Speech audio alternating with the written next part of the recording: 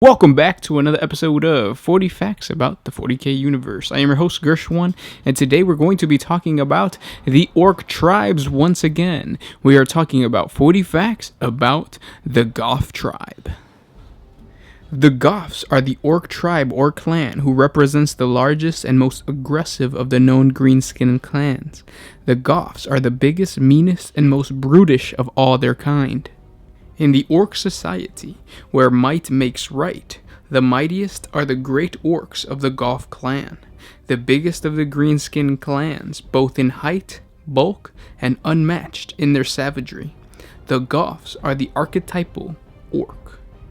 Their size, savagery, and ambition make them natural leaders among the orcs, and among their ranks, the Goffs count some of the most infamous and brutal orc war bosses in history. Goffs are also stiff and humorless in the extreme, which puts them at odds with many of their more easygoing green-skinned brethren. Goffs are longer of arm and broader across the shoulder than nearly any other orc. With their reach and their immense strength and endurance, they can outswing, outpunch, and outlast all but the toughest foes, making them powerful and incredibly capable of being brawlers and melee fighters.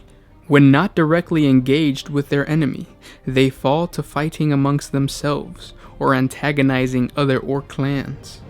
Goffs have an ingrained notion of how Wa should be. They look down upon clans that employ sneaking around as a tactic. They rely mainly on infantry and prefer any up-close and personal fighting style rather than any other. Huge, savage mobs are the calling card of the Goff Klan, and their armies tend to be larger and more homogeneous than any other clan. While they make decent battlefield strategists, their tactics lack any kind of subtlety, preferring to charge directly into the enemy guns. Their preferred weapons for this kind of action are the ubiquitous sluggas, often with some kind of bayonet or other melee attachment, and the heaviest, choppiest, wickedest choppa they can carry. Thanks to their bull-headed view of battlefield tactics and their love of close-quarter battle, the majority of Goff forces tend to be sluggaboys or ardboys, occasionally carried into battle on trucks and dismounted for their final charges, but mostly content to walk wherever the fight is. These powerful infantry fighters are supported by the usual group of weird boys, mech boys, runt herders, killikans, and the occasional death dread. The Goffs also boast the greatest number of knobs and storm boys amongst any of the green-skinned clans. This is because the Goffs are some of the most militaristic of all the orcs. Goff knobs frequently don mega armor, as they see it the best way to get right into the middle of the fighting, to dispense some violence to their enemy. Goffs will indulge in dangerous rituals of strength amongst themselves. For these contests, they don ritual bullhead helmets with great bull horns attached to them. They then charge each other in a manner like a raging bull, colliding with a loud clank as the horned helmets make contact. They continue to headbutt each other until one has had enough, or until they've headbutted each other to death. Excessive deviation from the way of the clan is met with punishment, and the miscreants will certainly get clobbered on by the orc war boss who comes his way. War paint and tattoos are also considered taboo by the Goffs, but skull earrings, death-headed pendants, metal stud piercing the flesh, skull-shaped garments, and large nose rings are favored. To the Goffs, these are the outward signs of a tough character in the inner orc. Goff colors are predominantly black with white highlights. The somber monochrome of this color is considered the only proper attire for a grim and serious orc warrior. They also tend to utilize a black and white checkered pattern on their armor, war gear, and vehicles, but this is as far as any self-respecting Goff warrior goes. The very idea of camouflage is an enigma to the Goffs, for they consider its use both cowardly and an affront to Gork and Mork.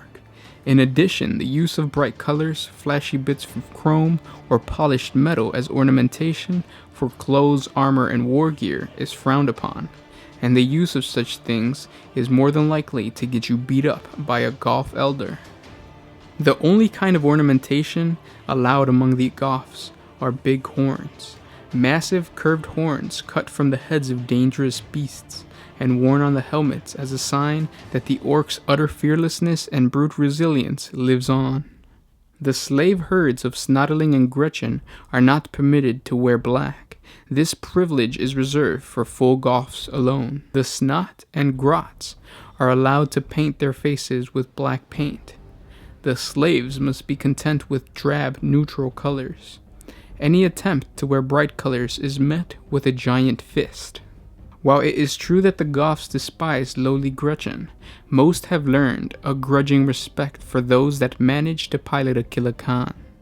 In these hulking metal husks, the Gretchen are not scrawny weaklings, but death-dealing bruisers capable of the orc ideal. The Goff Klan symbol is a black bull's head over a red circle on a black banner, often with a black and white checker pattern around the edges for contrast. They utilize the bull's head as their clan totem, and as Goths feel a great kinship with the bad-tempered, violent, and flauntless beast. The most famous Goff warlord is Ghazghkull Thraka. He is the single most influential orc in the galaxy, and billions of greenskins march to war in his name. Since Ghazghkull's rise to power, he has led countless campaigns of destruction. He has crushed Eldar war hosts, banished tides of demons, smashed Necron dynasties, ripped apart Tyrannid swarms, and brought entire Imperial sectors to their knees. To check out more facts about Ghazghkull Thraka, please go to our channel and check out 40 facts about Ghazghkull Thraka. Another brutal Goff warlord is Goff boss Drog, who followed Grut Faceripper and his Red Wah during the rampage through the Sanctum Reach subsector. Drog was charged with keeping in line the hordes of Goths within the wall, so that he could concentrate on just smashing stuff, because Goths have a habit of getting carried away when there's a scrap to be offered. On the planet of Obsidian, Grok used his Goff hordes to break the back of the Adeptus Ministratum defenses. Drog made sure that the boys focused on the Obsidian Fortress, rounding up mobs distracted by the burning of the planet's peaceful countryside, and sending them back up the mountains towards the Humi Fortress. It was also Drog's cunning tactic to use the big statues surrounding the fortress to smash down its walls, toppling them over to the deafening cheers of the gathering orc hordes. Warboss Gut-Trak is an imposing figure, a brutish Goth with a huge bionic claw and a serrated steel-like skull mask, spattered in the dried blood of his most recent defeated foe. It is interesting to note that he is one of the few orcs capable of enunciating the TH sound.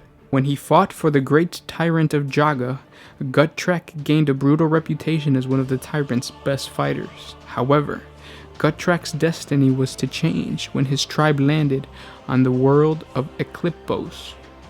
The planet's only settlement was that of an Adeptus Mechanicus research outpost at its northern polar ice cap.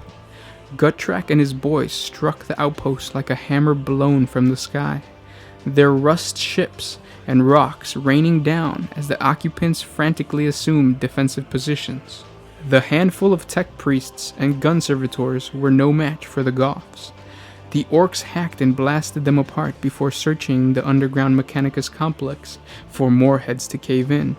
It was Gut-Trak that found the massive door, as high as the Gargant and twice as wide. When he heaved it open, the cave beyond gave a great mechanical groan, and thousands upon thousands of pairs of eyes blinked into flickering, eerie life. The Goths could not believe their luck, as row upon row of metal men began to march forward to destroy them. Needing no order to attack, the boys charged into the cavern, hacking and smashing them apart until Gut-Trak personally broke their leader in half and ripped off his metal face to wear as a mask, taking the name Death Head in honor of this new trophy. No one knows if it was through some influence by the alien trophy which lit the fire of ambition within Gut-Trak, but he left Jaga, and after that began his own Wah.